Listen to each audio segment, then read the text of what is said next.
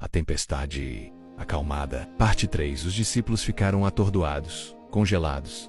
A água ainda pingava de seus rostos. Seus músculos ainda doíam do esforço de tirar a água. Seus corações ainda batiam acelerados da adrenalina do terror. Mas ao redor deles, silêncio, calma, paz, e então um medo diferente os atingiu. Não o medo da tempestade, não o medo de afundar e morrer, mas algo muito mais profundo.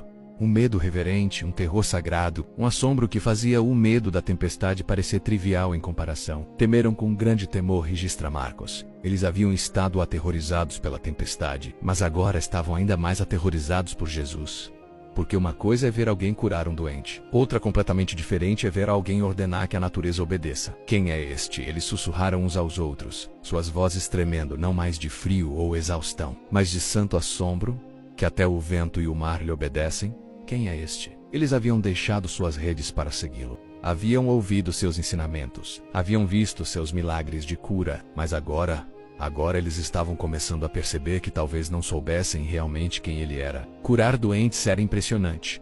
Expulsar demônios era poderoso. Mas ordenar que a criação obedeça, isso era divindade. Isso era autoridade de Criador. Isso era poder que pertencia a Deus sozinho. Nas Escrituras, controlar o mar era prerrogativa exclusiva de Deus. Os salmos proclamam: tu dominas o ímpeto do mar. Quando as suas ondas se levantam, tu as fazes aquietar. Jó declara sobre Deus: ele é o que estende os céus e anda sobre as ondas do mar. Quando Jesus acalmou a tempestade, ele não estava apenas resolvendo um problema prático. Ele estava fazendo uma declaração teológica. Ele estava revelando sua identidade. Ele estava demonstrando que era mais do que um grande professor, mais do que um profeta poderoso, mais do que um fazedor de milagres extraordinário. Ele era o próprio Deus em carne humana. Era o Verbo que no princípio disse: haja luz, e houve luz. Era aquele por quem todas as coisas foram criadas. E portanto todas as coisas, incluindo vento e mar, tinham que obedecer à sua voz. Os discípulos estavam em silêncio reverente enquanto o barco deslizava suavemente através das águas, agora calmas, cada um processando o que acabara de testemunhar, cada um reavaliando quem pensavam que Jesus era, cada um percebendo que haviam subestimado drasticamente quem estava no barco com eles. E há algo mais nesta história, algo que Lucas registra, mas que é fácil perder. Esta travessia não foi ideia dos discípulos. Foi Jesus quem disse: passemos para o outro lado do lago. Foi Jesus quem iniciou a jornada. Foi Jesus quem os colocou naquele barco e disse para navegarem. Em outras palavras, Jesus sabia que a tempestade estava vindo. Ele sabia que seria terrível. Ele sabia que eles ficariam aterrorizados. E ainda assim, ele deliberadamente os levou direto para ela. Por quê? Porque há lições que só podem ser aprendidas em tempestades. Há revelações de quem Deus é que só acontecem quando você está em situações impossíveis. Há crescimento de fé que só ocorre quando você está absolutamente certo de que vai morrer. E então descobre que o Mestre tem controle total sobre a situação. Se Jesus tivesse mantido a tempestade longe deles, eles nunca teriam visto esse milagre. Se ele tivesse permanecido acordado e acalmado a tempestade antes que ficasse assustadora, não teria tido o mesmo impacto. Precisavam sentir o terror. Precisavam enfrentar sua própria impotência. Precisavam chegar ao ponto de desespero total. Porque só então, quando todo o recurso humano havia falhado, quando toda habilidade e experiência eram inúteis, quando estavam absolutamente certos de que iam morrer, só então eles poderiam ver verdadeiramente quem Jesus era. A grande lição que a tempestade acalmada nos deixa é esta: não é a ausência de tempestades que define nossa vida com Jesus, mas sua presença conosco nas tempestades. Jesus nunca prometeu que Seguelo significaria águas sempre calmas, mas prometeu que estaria no barco conosco. E se ele está no barco, o barco não afundará. Você está numa tempestade agora.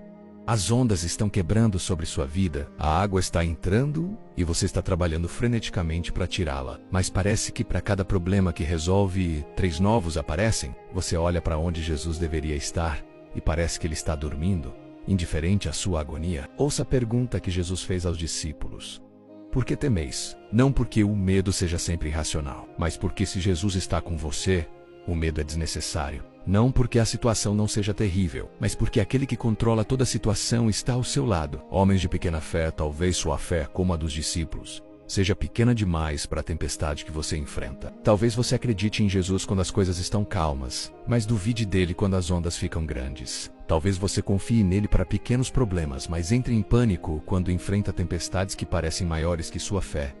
Mas aqui está a verdade gloriosa. A questão não é o tamanho da sua fé, é o tamanho do seu Deus.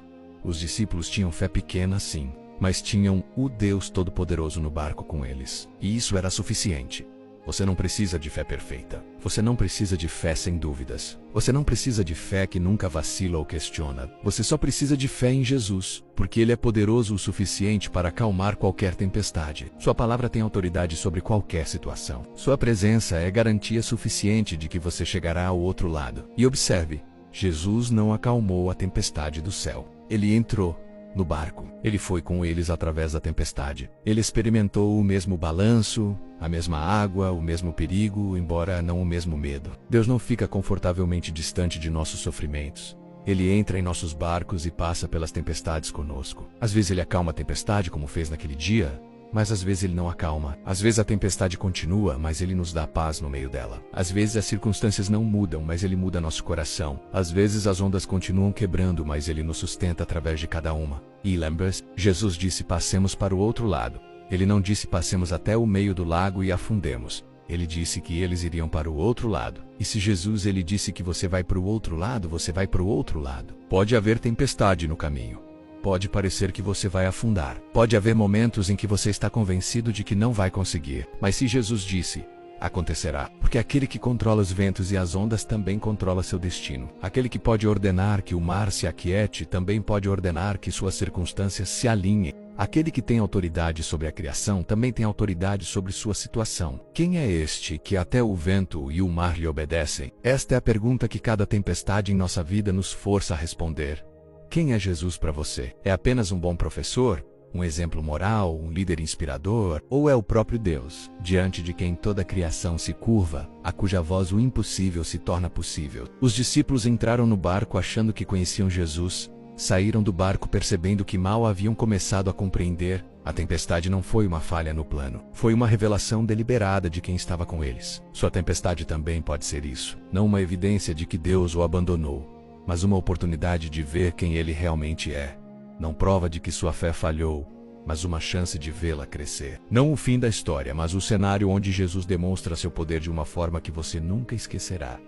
Então não desista na tempestade. Não pule do barco. Não assuma que porque Jesus parece estar dormindo, ele não se importa. Ele se importa profundamente. Tanto que às vezes permite tempestades, não para destruir você, mas para revelar a você quem ele é e quem você é nele. E quando chegar a hora, no momento perfeito, não um segundo antes nem depois, ele se levantará, falará, e tudo que está fora de controle em sua vida terá que obedecer à sua voz, porque ele é o Senhor. Senhor sobre natureza, Senhor sobre circunstâncias, Senhor sobre impossibilidades. E se ele é Senhor sobre os ventos e o mar, certamente é Senhor sobre qualquer tempestade que você está enfrentando. Cala-te, aquieta-te. Essas não são apenas palavras que Jesus falou ao mar há 2000 anos. São palavras que ele fala hoje à sua tempestade. E quando ele fala, quando realmente fala, menos paz virá. Pode ser instantânea ou gradual. Pode ser externa ou interna, mas virá. Porque esta é a promessa. Ele está no barco com você. E se ele está no barco, você chegará ao outro lado. Não, talvez, não esperançosamente, mas certamente, a tempestade pode ser feroz. Mas aquele que está com você é muito mais poderoso. E isso muda tudo.